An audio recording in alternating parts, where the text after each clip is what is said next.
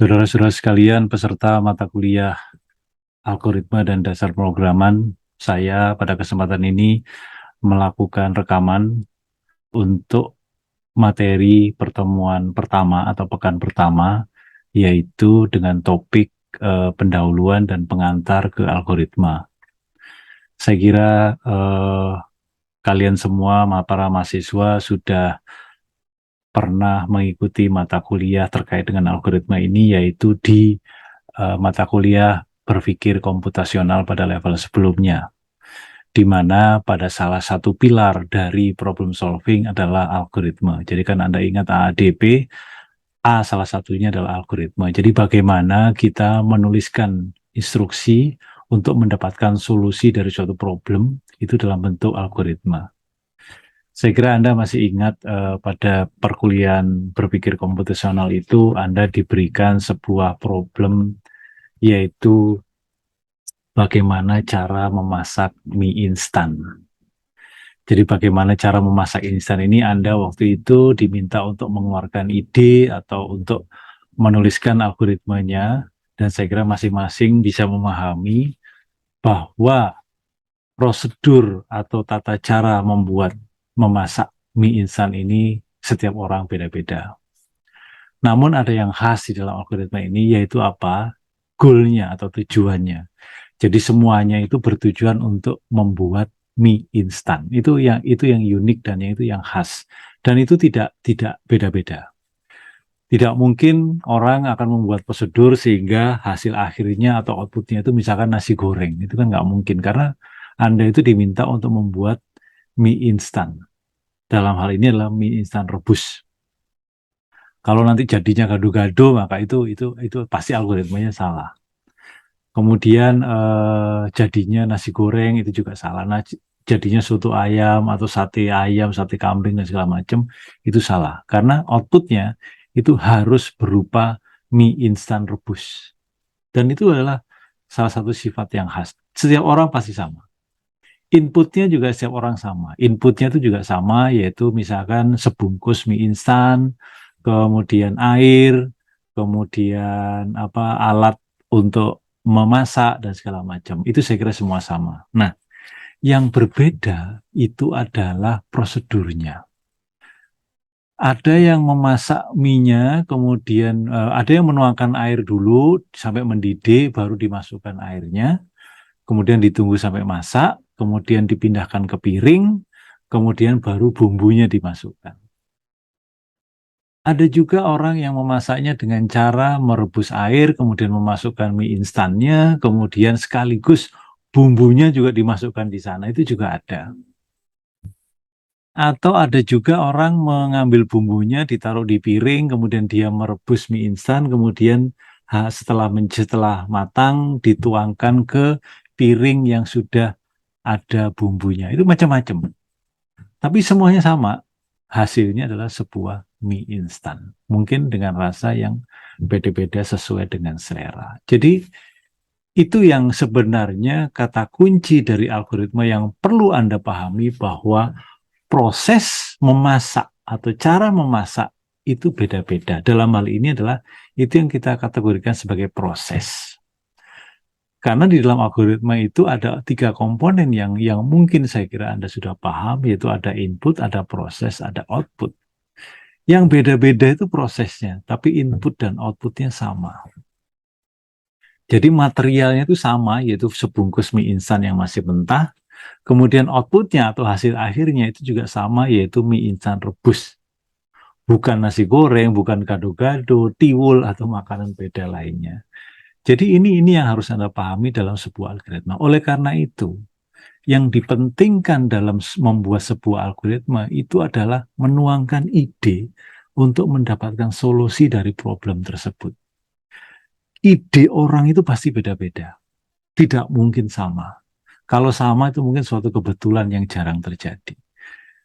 Kemudian yang Anda lihat bahwa prosesnya itu bisa ada yang dibalik-balik boleh, ada yang harus berurutan seperti itu. Sebagai contoh misalkan, kalau dalam memasak mie rebus instan, eh, bumbunya dituangkan ke piring, kemudian dengan merebus mie instan, itu urutannya bisa dibalik. Anda rebus dulu minyak, setelah matang baru Anda tuangkan bumbunya ke dalam piring, baru Anda tuang minyak ke dalam piring yang mengandung bumbu. Atau bisa juga dibalik kan.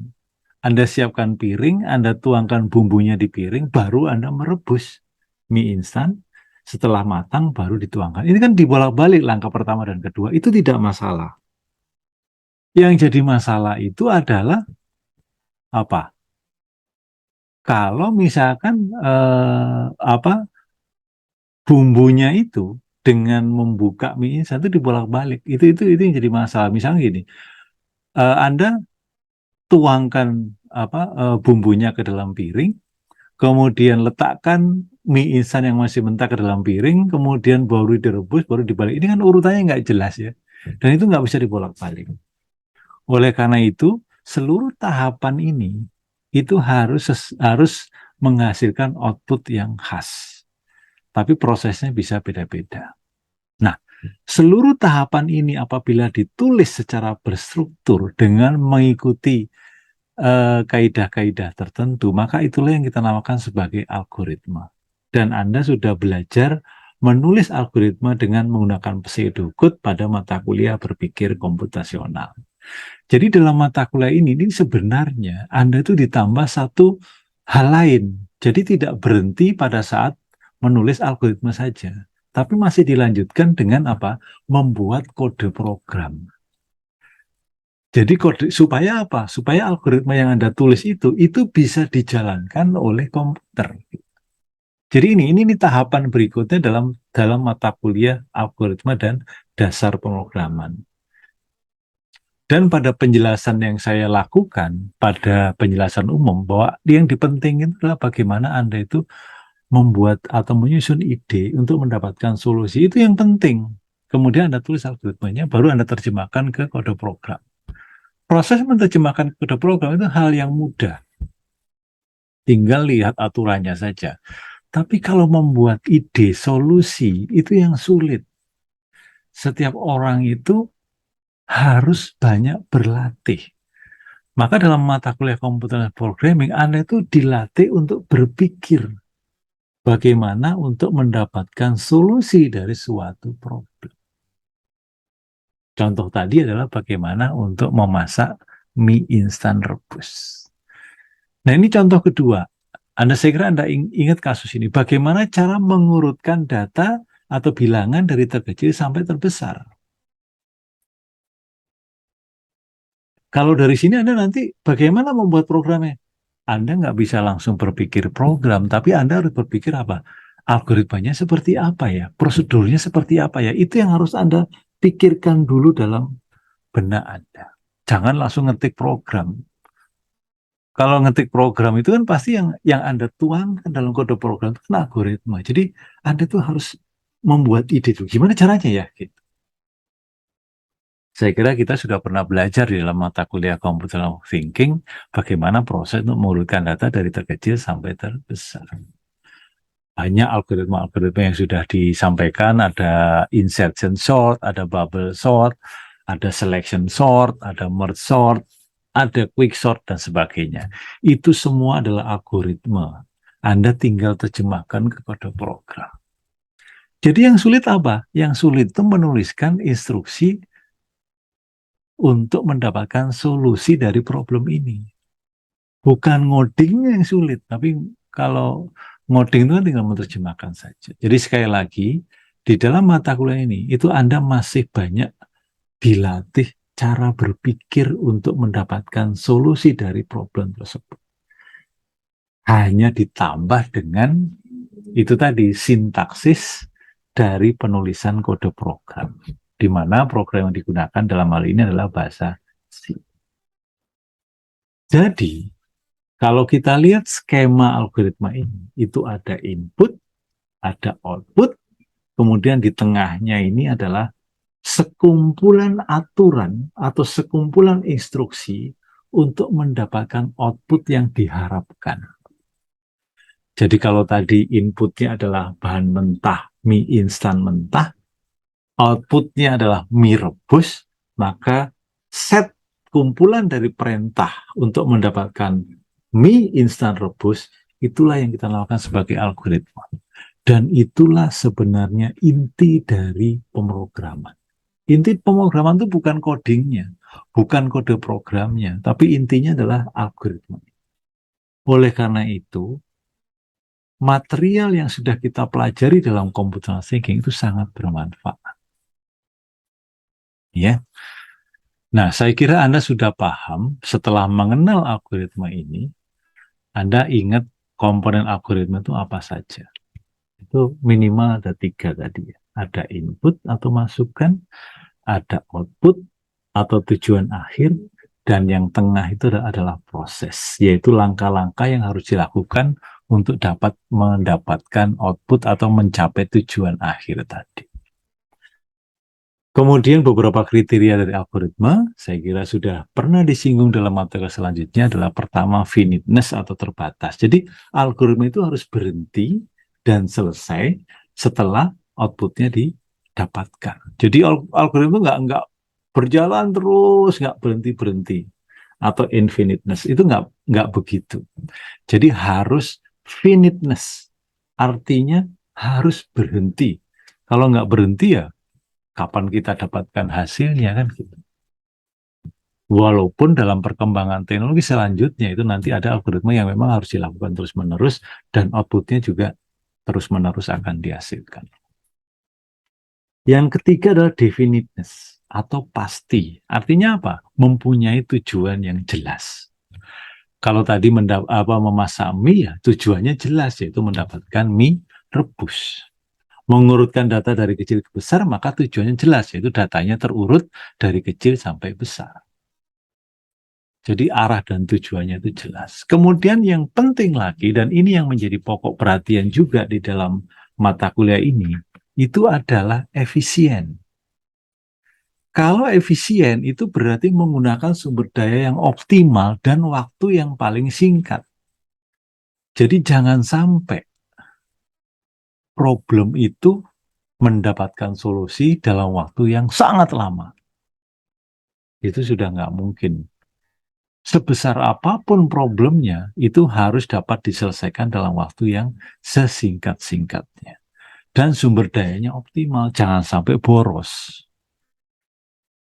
Dalam penjelasan saya memberikan contoh, yaitu membunuh nyamuk yang sudah kenyang kan terbangnya sangat pelan, ya jangan sampai kita ngambil semprotan nyamuk, jangan sampai ngambil raket nyamuk dan segala macam. Itu kan pemborosan. Cukup dengan kepakan tangan begini aja, maka nyamuk sudah dapat kita peroleh dan apa sudah bisa kita matikan.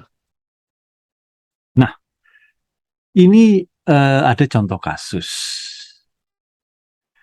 Jadi ada apa yaitu Anda itu diminta untuk mendapatkan volume dari sebuah kotak. Jadi ada suatu problem, ada sebuah kotak, Anda itu diminta untuk menentukan berapa sih volume kotak ini. Maka kita gunakan 4 pilar ADP yang pernah kita pelajari di computational thinking. Kita bisa menggunakan proses yang namanya pattern recognition. Artinya saya dulu pernah pada saat sekolah di SMA misalkan, saya diajari bagaimana cara menghitung volume dari suatu kotak. Itu kan pattern recognition, jadi mengenali pola. Dulu pernah, maka sekarang harus bisa dong, kan gitu. Maka dari itu, ternyata idenya adalah volume kotak itu panjang kali lebar kali tinggi. Ya sudah. Kemudian kita lakukan dekomposisi. Dekomposisi itu apa sih? Memilah-milah kan menjadi problem yang kecil-kecil kan gitu. Ada input, ada proses, ada output. Inputnya panjang, lebar, tinggi. Kemudian prosesnya apa ya? Kalikan aja ketiga nilai itu untuk mendapatkan volume. Dan volume itu menjadi output dari problem ini. Sehingga algoritmanya kita susun. Dapatkan input, yaitu dapatkan atau baca nilai panjang, lebar, tinggi. Kemudian kita kalikan ketiganya, simpan hasilnya, kemudian tampilkan hasil perkalian tersebut, dan itu merupakan volume. Ini adalah algoritma yang sederhana. Jadi dalam membuat algoritma itu pasti kita menuangkan ide kita. dalam mendapatkan ide, dalam mendapatkan problem solving, dalam mendapatkan solusi itu, kita ingat 4 pilar dalam problem solving. AADP.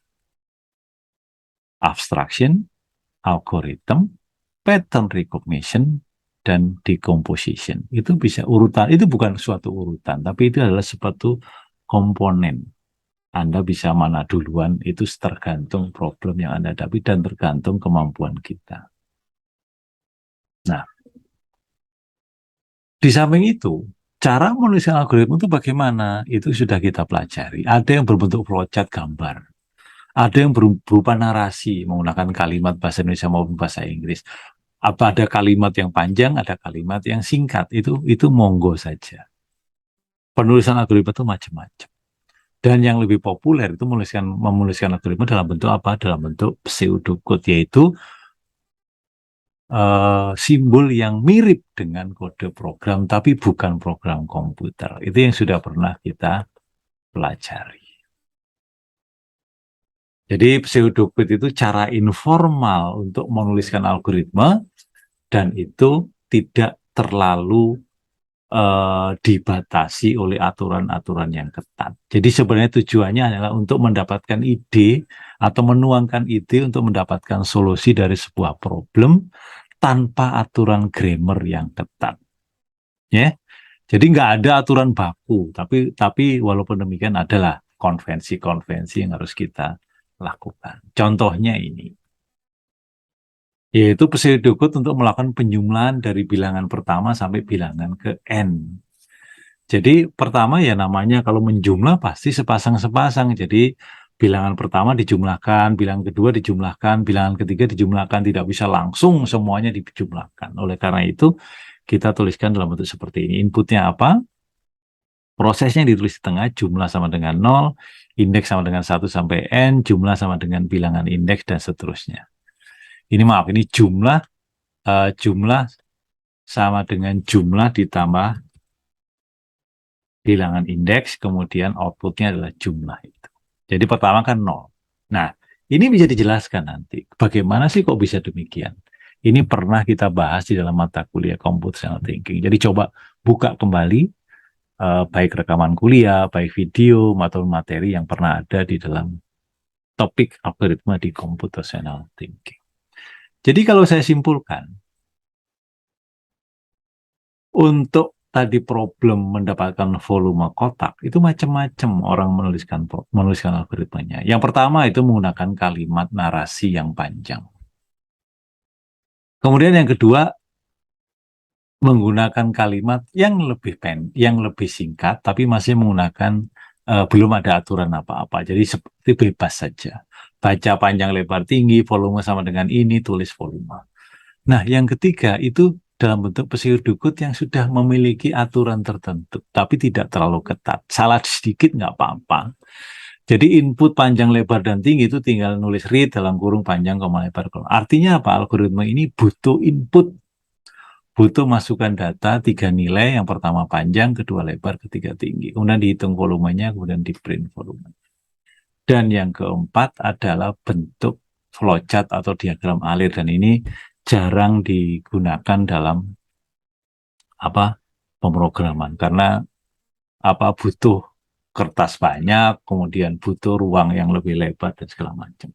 Jadi biasanya menggunakan pseudocode. Itu kira-kira.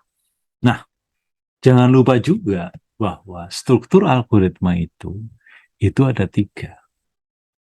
Coba buka lagi di computational thinking untuk topik algoritma. Yang pertama sekuensial, artinya apa? Algoritma itu dilaksanakan secara berurutan dari atas sampai ke bawah. Setelah instruksi nomor 1 selesai, dilakukan nomor 2, kemudian nomor 3, nomor 4, dan seterusnya. Itu adalah sekuensial. Tapi ada juga tipe kedua, yaitu kondisional. Itu biasanya menggunakan pernyataan jika atau if. Artinya, sekelompok instruksi itu akan diproses apabila memenuhi syarat tertentu. Jadi misalkan, jika nilai A kurang dari 5, print A. Kalau tidak, jumlahkan A dengan 1. Nah, itu berarti nilai print A tadi akan diproses itu hanya jika nilai A-nya kurang dari 5. Tapi kalau tidak, baru nilai A-nya dijumlahkan dengan nilai tertentu. Itu adalah conditional, jadi if. Dan yang ketiga adalah pengulangan atau sekelompok instruksi itu dilakukan terus-menerus berdasarkan suatu kondisi tertentu. Misalkan selama nilai n-nya belum 0, maka lakukan ini. Maka itu dia lakukan terus sampai nilai n-nya 0. Nah, kalau sudah 0, maka berhenti, dia keluar dari pengulangan itu, melanjutkan ke instruksi berikutnya. Dan Anda ingat, ini biasanya menggunakan pernyataan while. Atau dalam bahasa Indonesia, selama kondisi tertentu, lakukan ini. Itu kira-kira 3 komponen atau 3 struktur algoritma yang saya kira Anda harus pahami dengan betul, karena ini yang utama di dalam pemrograman nanti. Bagaimana cara menulisnya nanti kita pelajari. Jadi sekali lagi, struktur kendali tadi itu ada yang kondisional, ada yang looping, dan ada yang sekuensial. Maka struktur seperti ini yang kita namakan sebagai struktur kendali. Ya.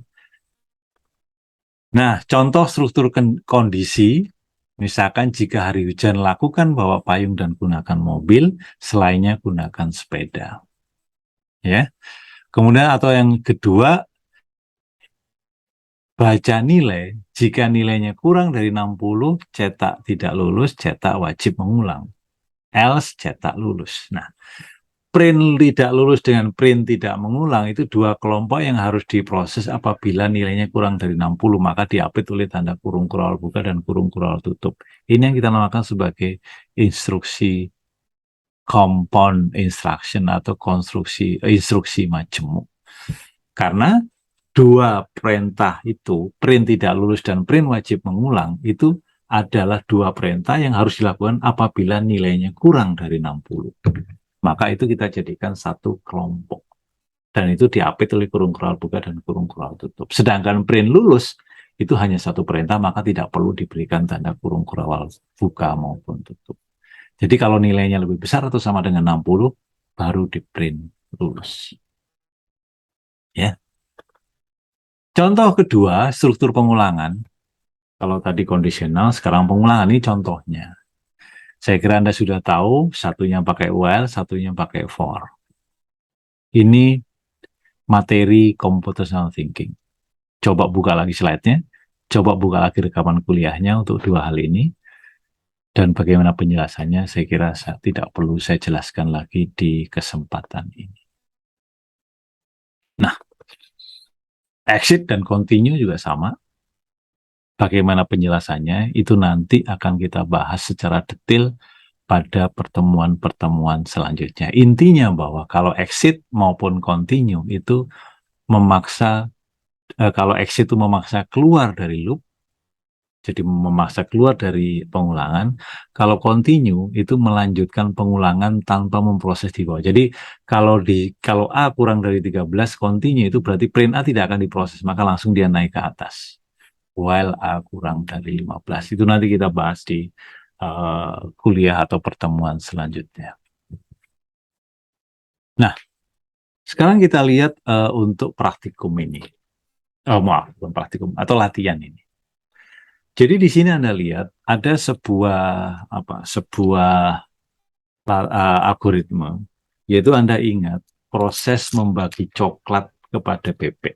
Diketahui sebanyak coklat, waktu itu kalau nggak salah contohnya 500, kemudian dibagi kepada bebek sesuai dengan nomor urutnya. Jadi bebek 1 dapat 1 coklat, bebek 2 dapat 2 coklat, bebek ketiga dapat 3 coklat, dan seterusnya.